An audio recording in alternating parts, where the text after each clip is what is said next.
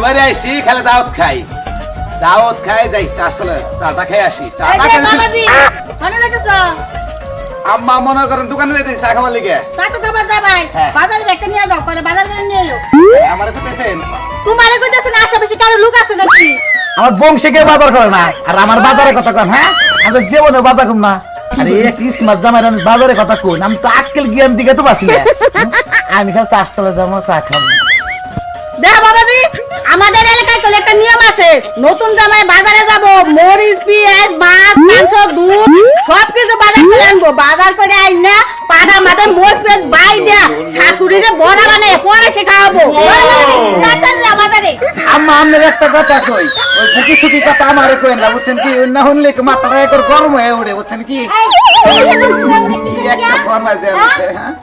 তুমি কি কইলা মাথাটা কি কইলা হ্যাঁ তোমার কত বড় সাহস তুমি আমার মায়ের কত মাথা গরম হয়ে যায় গরম তো বই কারণ তোমার মা আমার বাজার যাবো আমি কি বাজার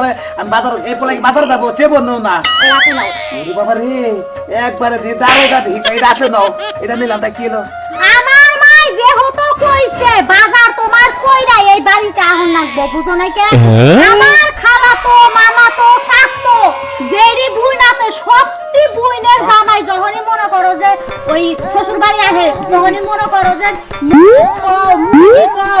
মাংস খাসির মাংস বড় বড় মাছ সব বাজার করে নিয়ে আসে বুঝছাও কি একবার করো দিলে আজকে এই যে ধরো তোমার বাজার হ্যাঁ বাজার কি বাজার না আমি চাকাই মাথাটাই নষ্ট বানাইছে একবার বুঝাছেন তোর জামাই ভেটটা ফিটা মানে ছুঁয়ে গেল গা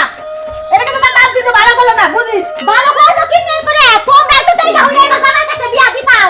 আমার মন চাই না জামাই কাছে আমি সংসার করি